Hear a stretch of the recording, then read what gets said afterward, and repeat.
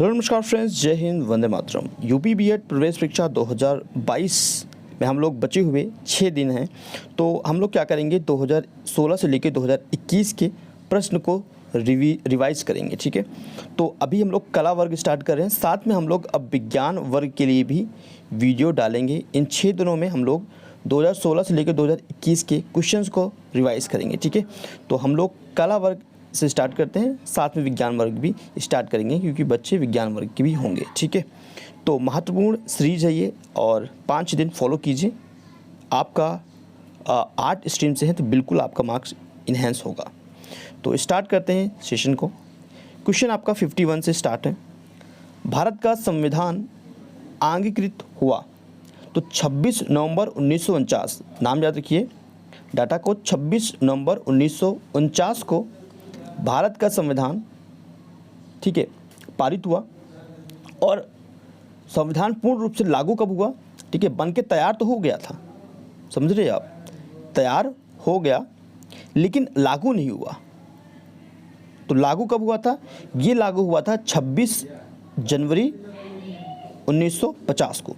1950 को लागू हुआ। ठीक है, संविधान बनके तैयार हुआ था 26 नवंबर 1949 को और लागू किया गया 26 जनवरी 1950 को। दोनों डाटा याद रखिएगा, इंपॉर्टेंट। नेक्स्ट क्वेश्चन है, निम्नलिखित में से कौन सा आयोग एक संवैधानिक निकाय नहीं है? कौन सा आयोग है जो कि संवैधानिक निकाय नहीं है? राष्ट्रीय मानवाधिकार आयोग, यह आपका एक संवैधानिक निकाय नहीं है।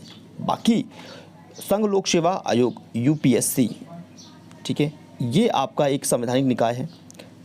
राष्ट्रीय अनुसूचित जनजाति आयोग, भारत का निर्वाचन आयोग, ये तीनों आपके क्या हैं? एक संवैधानिक निकाय है। लेकिन राष्ट्रीय मानवाधिकार आयोग ये आपका राष्ट्रीय निकाय नहीं है, तो ऑप्शन बी यहाँ पर ठीक है। ठीक है,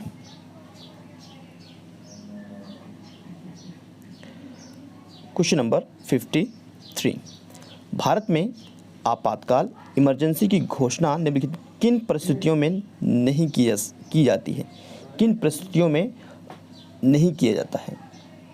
तो देखो, भारत के अनुच्छेद, अगर हम अनुच्छेद की बात करें तो संविधान के अनुच्छेद आर्टिकल 352 के अंतर्गत, 352 के अंतर्गत, 352 के अंतर्गत युद्ध, बाह्य शास्त्र, बाह्य आक्रमण और सशस्त्र विद्रोह की स्थिति में पूरे भारत में या किसी एक भाग में सुरक्षा खतरे में है तो राष्ट्रपति शासन संपूर्ण भारत में लग जाता है। ठीक है, तो अगर ये वाला क्वेश्चन कह रहे हैं तो किस स्थिति में नहीं लगता है, तो वो आंतरिक अशांति की स्थिति में। ठीक है, बाकी इन 3 स्थिति में लग जाता है। क्लियर है? और अनुच्छेद 60 क्या है? इसके तहत राष्ट्रपति आर्थिक संकट के समय वित्तीय आपातकाल लगा सकता है। वित्तीय आपातकाल लगा सकता है आर्टिकल 360 के तहत। ठीक है, क्लियर हो गया? क्वेश्चन है नेक्स्ट, व्यवस्थापिका के उच्च सदन के सदस्यों का कार्यकाल 6 वर्ष का होता है। तो किन देशों में है ये प्रावधान है आपका भारत और फ्रांस। ठीक है, उच्च सदन मतलब आपका राज्यसभा।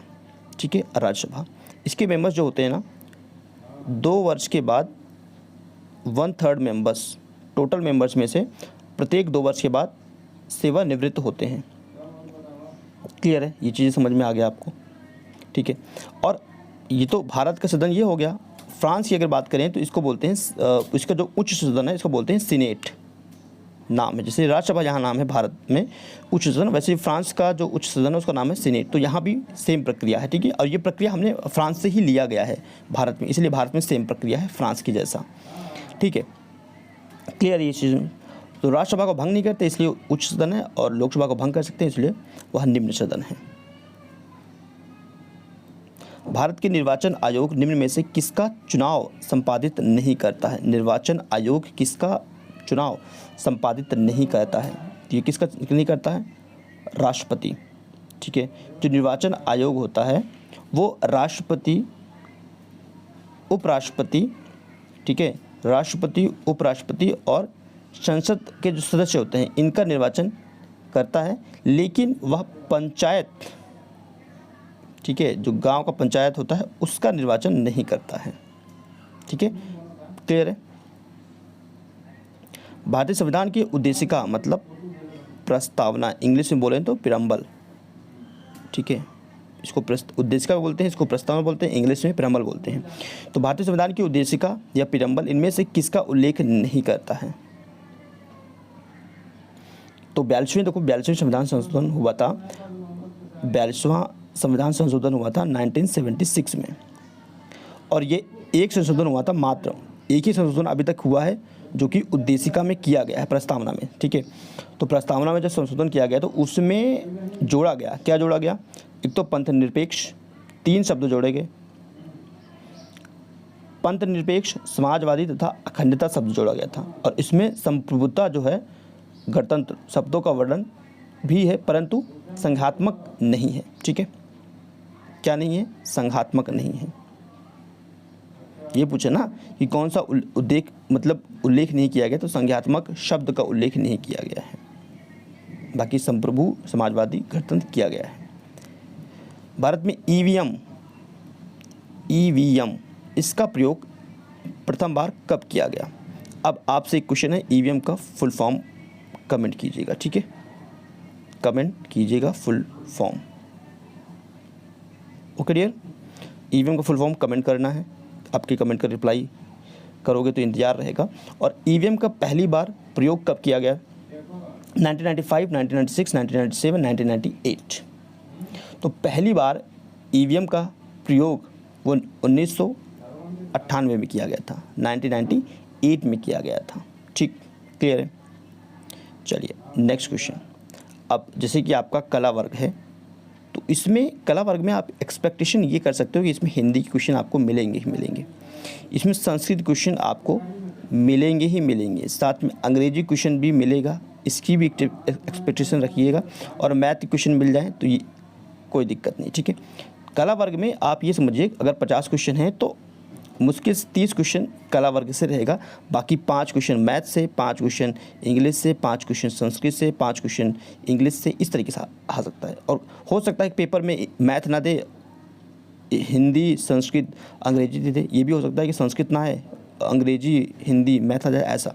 लेकिन 50 में से 30 क्वेश्चन रहेगा, 20 क्वेश्चन एक्स्ट्रा रहता है। ठीक है, जिसमें ये सारे सब्जेक्ट आ सकते हैं, इवन आते भी हैं, सिलेबस में दिया नहीं है बाकी आता है। ठीक है, तो अभी हम हिंदी के कुछ क्वेश्चंस को लगा लेते हैं। ठीक है, शुद्ध वर्तनी वाले शब्द को पहचानना है। शुद्ध वर्तनी, तो आपका शुद्ध वर्तनी कौन सा बनेगा? लहसुन, ये आपका लहसुन, लहूलुहान, लहूलुहान, तो लहूलुहान आपका करेक्ट है। ठीक है,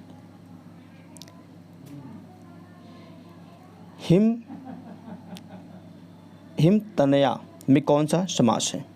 हिमतनया में कौन सा समास है? तो इसमें आपका कौन सा समास है डियर? बहुब्रीहि समास है। ठीक है, हिमतनया में कौन सा समास है? बहुब्रीहि समास है। देखो, वो आप भी होगा या मैं भी होगा, कोई भी टीचर्स है या स्टूडेंट है, अगर कुछ जैसे कि हमसे भी क्या होता है, गलती हो जाता है, क्वेश्चन पढ़ते हैं, अगर काजल लिखा है तो काजल नहीं पढ़ेंगे, अगर थोड़ा सा भी ध्यान आपका भटका या फोकस नहीं बनाया तो आप काजल को कुछ और भी पढ़ देंगे। ठीक है, ये मेरे साथ हो जाता है एंड आई होप आपके साथ भी होगा। ये कंपल्सरी है, ये मिस्टेक्स है, और हालांकि ये मिस्टेक धीरे धीरे कम होता रहता है। ठीक है, तो फोकस अटेंशन होना चाहिए क्वेश्चन पे, इसीलिए कभी कभी जब हम लोग भी ध्यान, हमारा माइंड कहीं और चलता है और पढ़ाते रहते हैं तो ये चीज़ें हो जाता है गलती। ठीक है, इसीलिए एग्जामिनेशन जब भी आप पढ़ें तो आपका फोकस होना चाहिए। ठीक है, आपका फोकस होना चाहिए पेपर्स पे, और बाकी आपकी लाइफ में क्या चल रहा है उसको थोड़ा सा निगलेक्ट किया करें। ठीक है, आँखों का काजल चुराना, इसका क्या अर्थ है? आँखों का काजल चुराना, काजल की सफाई से चोरी करना, सफाई से चोरी करना, काजल का व्यापार करना है, आँखों से प्यार का प्रस्ताव रखना। आँखों का काजल चुराना मतलब सफाई से क्या कर देना भाई? हाथ सफाई कर देना, चोरी कर देना, इसको मुहावरा है, इसका अर्थ भी बोल सकते हो, एक प्रकार का मुहावरा भी है। दुअस्तर शब्द का तात्पर्य है, दुअस्तर शब्द का क्या मतलब है? दरअसल यही पूछ रहा है। दुअस्तर इस शब्द का मतलब होता है जिसके पार जाना कठिन हो, जिसके पार जाना कठिन हो, इसको बोलते हैं दुअस्तर। ठीक है, इस शब्द का मतलब है। तद्भव शब्द का चयन करना है, तद्भव शब्द का चयन करना है, तो ये आपका बनेगा प्रहार, पहार, ठीक है। सी ऑप्शन करेक्ट है। क्वेश्चन है, ऐसा आदमी नहीं देखा, तो इस वाक्य में ऐसा शब्द क्या है? तो देखो, ऐसा आदमी नहीं देखा, जो ऐसा है ना, ये आपका क्या है? सर्वनामिक, ये है सर्वनामिक विश्लेषण, ठीक है, सर्वनामिक विश्लेषण है, ठीक है। तो ऑप्शन डी आप कह सकते हो, यहाँ पे है नहीं, ऑप्शन डी सर्वनामिक विश्लेषण।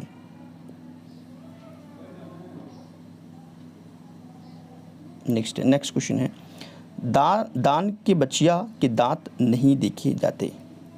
जैसे कि आपको कोई भी किसी ने कोई चीज़ दिया, तो उसमें आप ये नहीं कह सकते क्या ये बेकार है, ये अच्छा नहीं है, मुझे ये नहीं चाहिए, क्योंकि वो आपको मिला है। तो कोई भी गिफ्ट होता है उसको एक्सेप्ट कीजिए। तो ये लोकतियाँ हैं, इसका मुहावरा का मतलब दान के बच्चियाँ के दांत नहीं देखे जाते हैं। मतलब इसका कहने का मतलब है कि कोई भी चीज़ अगर हमें मिलता है एज अ गिफ्ट या मुफ्त में, तो वस्तु के गुण या अवगुण को हम नहीं देख सकते, ठीक है, नहीं देखना चाहते, नहीं देखना चाहिए।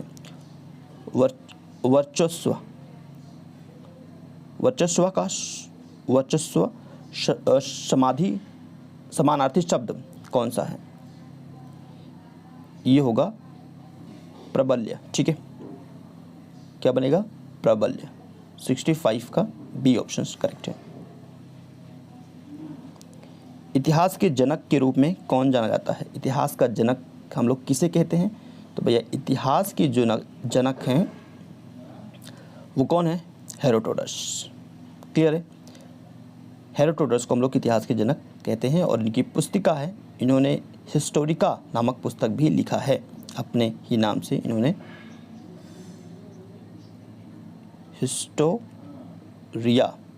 हिस्टोरिया पुस्तक है, इन्होंने लिखा है, ठीक है। बिम्बिसार के राजकीय वैद्य का क्या नाम था? बिम्बिसार के राजकीय वैद्य का नाम था जीवक। क्या था? जीवक, ठीक है। और जो सुश्रुत हैं वो शल्य चिकित्सक के जनक कहलाते हैं। सुश्रु, ये इंपॉर्टेंट है। सुश्रुत जो हैं वो शल्य चिकित्सक के जनक, पूछेगा क्वेश्चन कि शल्य चिकित्सक के जनक कौन है? वो हैं सुश्रुत। लेकिन अभी ये क्वेश्चन पूछ रहा है कि बिम्बिसार जो हैं उनके राजकीय वैद्य का क्या नाम था? तो जीवक, ठीक है। 2 क्वेश्चन क्लियर कीजिए यहाँ से। किस गुप्त शासक ने अश्वमेध का संपादन किया? किस गुप्त शासक ने अश्वमेध का संपादन किया था? 75 नंबर क्वेश्चन है डियर। ये थे आपके समुद्रगुप्त, ठीक है। गुप्ता राजवंश के प्रतापी राजा रह चुके हैं समुद्रगुप्त। क्लियर? नेक्स्ट क्वेश्चन है, शतपथ ब्राह्मण का संबंध किस वेद से है? शतपथ ब्राह्मण का संबंध किस वेद से है? 76 नंबर क्वेश्चन है, और इसका वेद है आपका यजुर्वेद से। किससे डियर? यजुर्वेद से। क्लियर? नेक्स्ट क्वेश्चन 77 है, कौन सा हड़प्पाई स्थल अपने गोदीबाड़ा के लिए प्रसिद्ध है? तो ये आपका फेमस है लोथल, ठीक है, लोथल, ऑप्शन सी। सुवर्ण नामक भारतीय स्वर्ण मुद्रा का क्या भार था? सुवर्ण नामक भारतीय स्वर्ण मुद्रा, इसका भार कितना था, वेट कितना था? ये था आपका 80 रत्ती, ठीक है। कितना था? 80 रत्ती। क्लियर? शेरशाह सूरी द्वारा चलाई गई चांदी की मुद्रा जिसको मुगलों ने भी आगे बढ़ाया, क्या कहलाती थी? ये कहलाती थी रुपया, ठीक है। क्लियर है? Option A. भारत के निम्नलिखित क्षेत्रों में से किसमें मैंग्रोव, सीतापर्णी, पर्णपाती वनों का संयोजन है? किसमें है ये? ये है आपका अंडमान निकोबार द्वीप समूह में, ठीक है। क्लियर है? निम्नलिखित में से किसका संबंध प्लेट विवर्तनिकी से नहीं है? प्लेट विवर्तनिकी से नहीं है।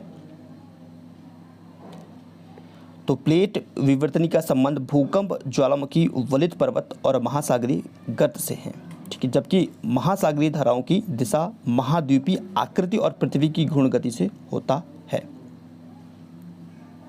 तो महासागरीय धाराओं से नहीं है, ठीक है। कौन सी सतपुड़ा श्रेणी की सबसे ऊंची चोटी है? सतपुड़ा श्रेणी की सबसे ऊंची चोटी कौन सी है? कॉमन कौन सा है?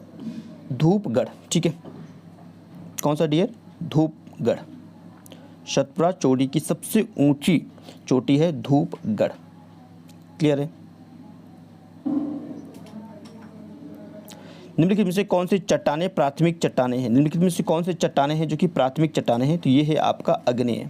ऑप्शन सी अग्नेय आपका प्राथमिक चट्टान है। भूकंप रचित वृहत ज्वारीय लहर को क्या कहा जाता है? Important questions. इसको कहा जाता है सुनामी। क्या कहते हैं dear? Tsunami. Option D. Clear है।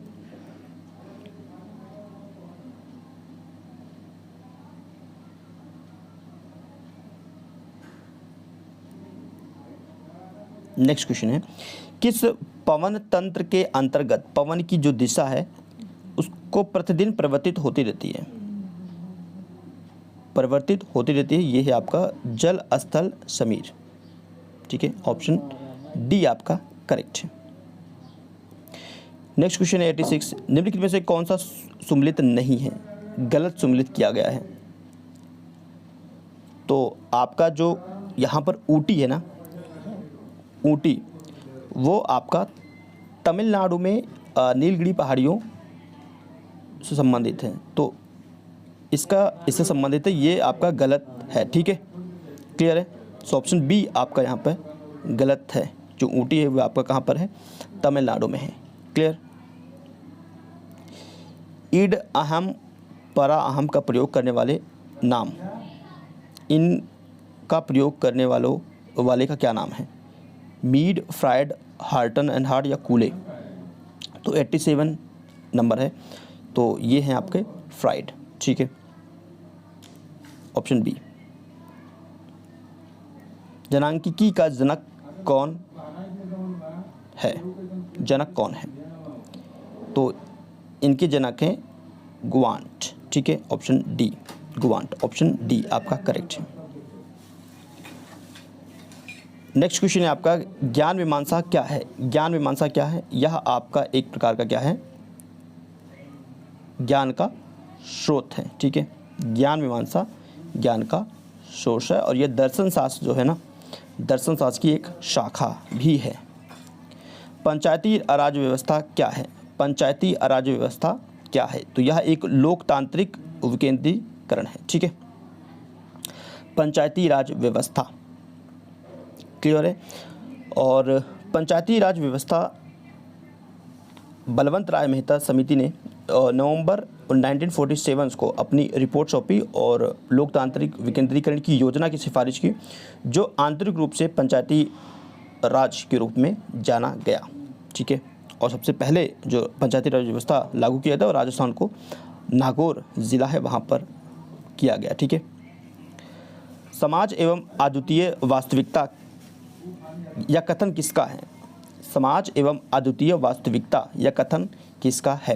तो ये कथन है आपका एमिल दुर्गिम का, ठीक है। ये कथन किसका है? एमिल दुर्गिम का। तो इस तरीके से क्वेश्चन बेसिक आ सकता है। पसंद आया हो तो डेफिनेटली लाइक कीजिए, शेयर कीजिए, सब्सक्राइब कीजिए, बेल आइकन प्रेस कीजिए, अपडेट मिलता रहेगा। Thank you.